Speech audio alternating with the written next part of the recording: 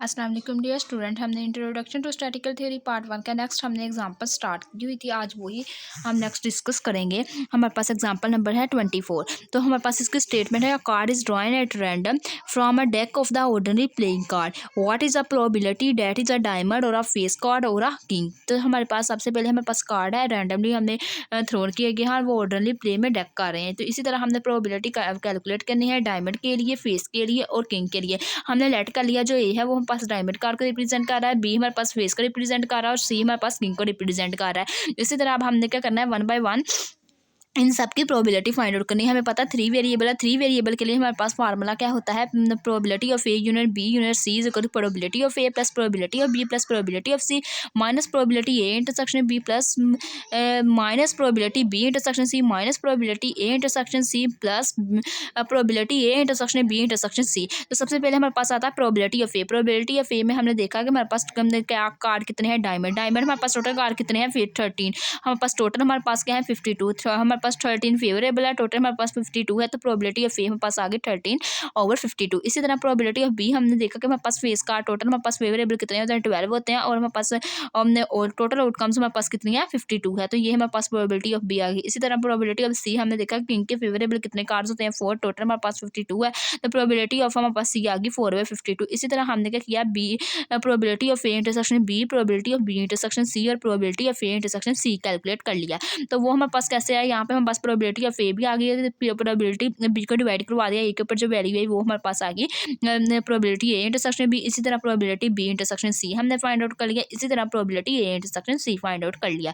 करने के बाद नेक्स्ट हमने क्या किया, probability of A intersection B intersection C हमारे पास रह गया। तो हमने क्या किया, हमने वो वाली वैल्यू फाइंड आउट कर ली। तो वो हमारे पास probability of A into probability B over A into probability C divided by A intersection B, इन सब की वैल्यूज को पुट किया। तो यहाँ से हमारे पास वो वैल्यू आ गई 1/52। अब हमने क्या किया, ये जो वाली सारी वैल्यूज आई हैं वो हमने क्या किया, इस वाली वैल्यूज के अंदर, इस फार्मूलेज के अंदर पुट कर दी। Probability A B C intersection A B की और सी, ये सारी वैल्यूज उसके अंदर पुट करने के बाद लास्ट में हमारे पास जो आया आंसर आ गया, वो हमारे पास आया 22/52। तो जब हमने इसको डेसिमल पॉइंट में लिखा तो वो हमारे पास क्या आ गया 0.423। तो ये हमारे पास एग्जांपल नंबर 24 परफॉर्म होगी, उसके परफॉर्म होगी। उसके बाद हमारे पास नेक्स्ट आता है डिपेंडेंट और इंडिपेंडेंट इवेंट। डिपेंडेंट और इंडिपेंडेंट इवेंट के बारे में आज हमने डिस्कस करना है। 2 event A and B are the same samples में I defined on independent events. उसके बाद है, if the probability that one event occurred is not affected with an other events or with the other event affected. तो इसका मतलब हमारे पास है, सबसे पहले हमें बोला गया कि अगर हमारे पास 2 इवेंट्स गिवन हो ए और बी और वो सेम सैंपल स्पेस के अंदर हो, तो उसके हम क्या करते हैं, अगर उसकी प्रोबेबिलिटी हमें चेक करनी हो, एक इवेंट हमारे पास अकर हो रहा हो, सेकंड के अकर होने से उसके ऊपर कोई इफेक्ट ना पड़े, तो वो हमारे पास ऐसी जो प्रोबेबिलिटी होगी, तो वो प्रोबेबिलिटी हमारे पास इंडिपेंडेंट इवेंट के लिए होगी। तो प्रोबेबिलिटी इवेंट्स के हमारे पास नेक्स्ट फार्मूला बताया गया कि हमारे पास probability A divided by B आ जाए इक्वल आ जाए प्रोबेबिलिटी ऑफ ए के, probability B divided by A equal आ जाए प्रोबेबिलिटी ऑफ बी के, तो वो हमारे पास इंडिपेंडेंट इवेंट को रिप्रेजेंट करेगी। इसी तरह अगर हमें बोला जाए, इफ यहाँ पे हमारे पास है, it then follow that 2 events A and B are the independent if and only if. तो अगर हमें बोला जाएगा तो हमारे पास ए और बी जो इवेंट है इंडिपेंडेंट है, तो उसके लिए हमारे पास फार्मूला क्या होगा, B A intersection B is probability of A intersection B is equal to probability of A into probability of B. तो इसी तरह हमारे पास नेक्स्ट, अगर ये हमारे पास इंडिपेंडेंट की बात, ये हमारे पास है इंडिपेंडेंट इवेंट के लिए। अगर हमारे पास डिपेंडेंट इवेंट की बात की जाए, तो वो हमारे पास अगर probability of A intersection B not equal to आ जाए probability of A into probability of B, तो देन हम कह दें कि वो हमारे पास कौन सा इवेंट है, डिपेंडेंट इवेंट है। अदरवाइज वो हमारे पास अगर इक्वल होगा तो वो इंडिपेंडेंट इवेंट होगा। उसके बाद अब नेक्स्ट हमारे पास इसके 2 पॉइंट्स हैं, जिसमें हमारे पास हमें क्या गिवन है कि अगर हमें फर्स्ट पॉइंट है, हमें बोला गया कि there are the pairwise independent. ये हमारे पास जो है इंडिपेंडेंट इवेंट्स, ये हमारे पास पेयर वाइज इंडिपेंडेंट होते हैं। फॉर एग्जाम्पल, अगर probability of A intersection B देखें, तो वो probability of A into probability of B के बराबर होती है। इसी तरह हम देखें प्रोबेबिलिटी ए इंटरसेक्शन सी, तो वो हमारे पास probability of A into probability of C के इक्वल होती है। इसी तरह अगर हम नेक्स्ट देखें प्रोबेबिलिटी बी इंटरसेक्शन सी, तो वो हमारे पास किसके इक्वल होती है, probability of B into probability of C के इक्वल होती है। इसी तरह नेक्स्ट पॉइंट हमारे पास है, point number 2, they are the mutually independent. ये हमारे पास क्या होते हैं, आपस में इंडिपेंडेंट होते हैं।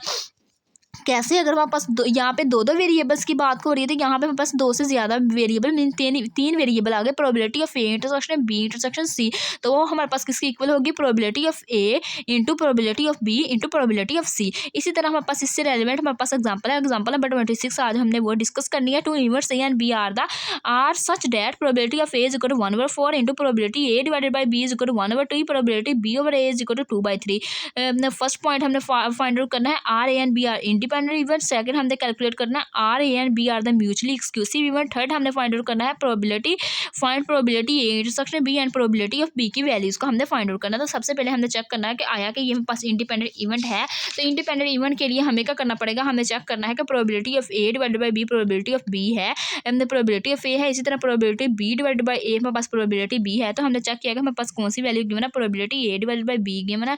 तो सबसे पहले हमने देख लिया कि जो हमारे पास वैल्यू है, हमने चेक किया कि प्रोबेबिलिटी हमें पता है कि ए हमारे पास किसकी इक्वल है, 1/4 के इक्वल है, probability A divided by B हमारे पास किसके इक्वल है, 1/2 के इक्वल है। हमें पता प्रोबेबिलिटी इंडिपेंडेंट के लिए हमारे पास फार्मूला क्या होता है, probability A divided by B is equal to होना चाहिए प्रोबेबिलिटी ऑफ ए, तो ये नॉट इक्वल है, इट्स मीन ये हमारे पास इंडिपेंडेंट नहीं है।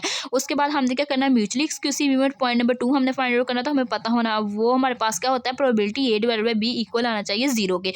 तो हमने देखा कि जो हमारे पास probability A divided by B उसकी वैल्यू हमारे पास क्या है, 1/2 है, हमें चाहिए 0, तो ये हमारे पास 0 नहीं है, 0 ना होने की वजह से हमने कह दिया कि ये हमारे पास म्यूचुअली एक्सक्लूसिव इवेंट नहीं है। इसी तरह हमने थर्ड पॉइंट फाइंड आउट करना है, थर्ड पॉइंट में हमने क्या करना है, probability A intersection B find out करनी है, तो उसके लिए हमारे पास फार्मूला होता है probability of A into probability B divided by A. तो हमें पता है प्रोबेबिलिटी ऑफ ए का हमारे पास वैल्यू क्या है, 1/, हमारे पास 4 है, तो इसी तरह प्रोबेबिलिटी बी डिवाइडेड बाई ए की भी वैल्यू हमारे पास गिवन है, वो 2/3 है, इनको आपस में मल्टीप्लाई किया तो यहाँ से 1/6 आ गया। अब हमने क्या करना है, probability of B find out करनी है। हमें पता है प्रोबेबिलिटी ऑफ बी हमारे पास किसके इक्वल होती है, probability of B into probability A divided by B is equal to probability of A into probability B divided by A. तो अब हमने क्या किया, इसकी वैल्यूज को पुट किया, यहाँ से हमारे पास प्रोबेबिलिटी ऑफ बी की वैल्यू क्या आ गई, 1/3 आ गई। ये थी आज की हमारी वीडियो। अगर आप लोगों को मेरा आज का वीडियो लेक्चर पसंद आई तो प्लीज़ मेरे चैनल को सब्सक्राइब करें, मेरी वीडियो को लाइक करें, शेयर करें। Thanks for watching. अल्लाह हाफिज़।